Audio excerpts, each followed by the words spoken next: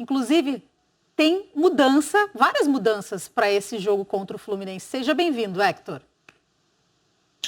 Oi, Karine, boa noite ao Lino, ao Casão e a todo mundo que nos assiste. É verdade, o Vasco tem algumas mudanças, é um time que o Ramon vai ter que mudar pela quinta vez em 5 rodadas do Campeonato Brasileiro. E para esse sábado contra o Fluminense vai ter a entrada do Carlinhos e do Parede. O Guilherme Parede, atacante, o Carlinhos, meio-campista. Esses 2 jogadores vão ser titulares pela primeira vez. Hector, está aí na nossa tela a provável escalação.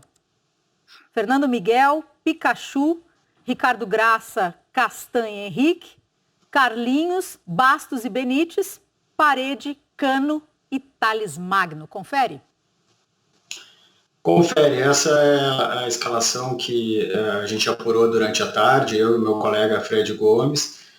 O Ramon fez essa escolha do Carlinhos e do Parede, que vão entrar nas vagas do Vinícius e do Andrei. O Vinícius testou positivo para Covid, o Vasco aí cumprindo o protocolo da CBF de testar seus jogadores, o atacante acabou dando positivo, e o Andrei está suspenso pelo 3º cartão amarelo.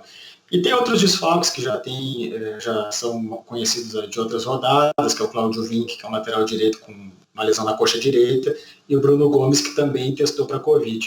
Então o Ramon está com o desafio de continuar montando bem o time, com o time jogando bem, com esses novos desfalques, o Vasco que tem um elenco bastante enxuto. Lino, esse vai ser o primeiro clássico do Ramon no comando do Vasco, e já nessa estreia mais um time diferente. Foram 5 escalações diferentes em 5 jogos. Por circunstância, o Andrei é um dos bons volantes hoje do Campeonato Brasileiro. Facilidade de saída de bola dele, de construção, as roubadas de bola dele, o que ele contribui para o Vasco faz dele hoje um jogador fundamental. A entrada do Carlinhos vai fazer bem ao Vasco também, é um jogador de boa dinâmica. O Vasco está começando a descobrir grupo. Quando você tem um time acertado, os jogadores que vão entrando entram com mais facilidade. E o trabalho do Ramon, em função disso, fica facilitado. É inegável que o Vasco surpreende a todo mundo. Ninguém imaginava o Vasco jogando no nível que ele está jogando. Hoje a gente pode dizer que o Vasco é um dos bons times do campeonato. Não deve nada em análise a ninguém. É um time eficiente, é um time que se defende bem, articula legal, tem ideia de jogo. Às vezes é um pouco lento na troca de passes, mas o Vasco é um time ajustado. Casão, olha essa. Na hashtag troca de passes, o Vitor Feltrin colocou assim: ataque de construção do Vasco, Karine. Cano e Parede.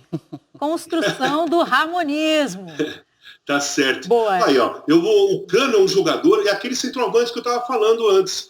O Cano é um jogador que ele conhece a área como poucos. A bola sobra, ele faz o gol. É um atacante, é um centroavante que sabe fazer gols. Ele é um centroavante muito perigoso. Toda vez que ele está em campo, a defesa adversária fica em pânico, porque sabe que se sobrar, se o goleiro rebater, se não tirar a bola direito, ele é um jogador que é capaz de fazer gols. Ele faz gols, né? Ele é um jogador muito que finaliza muito bem. É um centroavante. O Vasco tem essa vantagem em relação a muitos times no futebol brasileiro nesse campeonato. Ter um centroavante, ele não tem muita preocupação com essa posição, porque tem um cara que sabe fazer gols, né?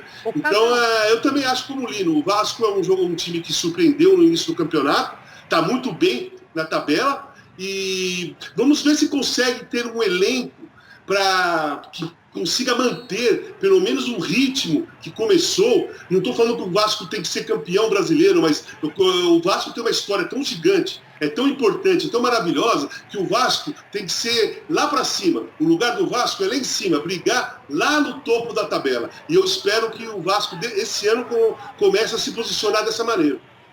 Casão, você estava falando do Cano. O que chama a atenção, o Cano é um jogador de um toque só. Ele precisa apenas de um toque para conseguir colocar dentro do gol e estufar as redes. É impressionante isso, né, Casão?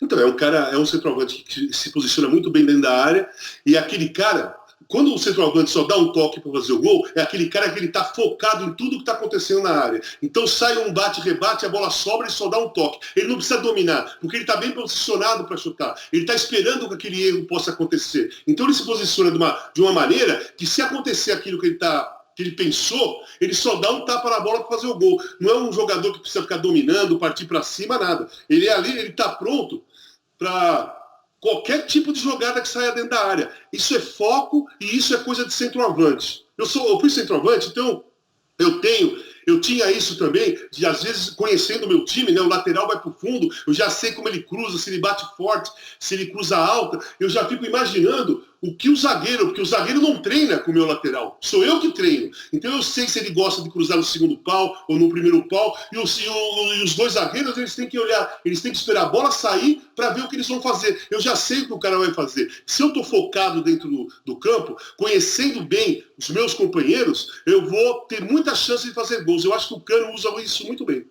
Lino, inclusive a torcida do Vasco anda brincando. Pô, se tem 3 chances, o Cano vai lá e aproveita as 4. 4 gols na certa. A torcida está empolgadíssima mesmo com o Cano. Gostei dessa brincadeira também, parede, Cano, construção, ramonismo. É uma boa fase do Vasco e a torcida tem que realmente surfar e aproveitar isso. Agora, é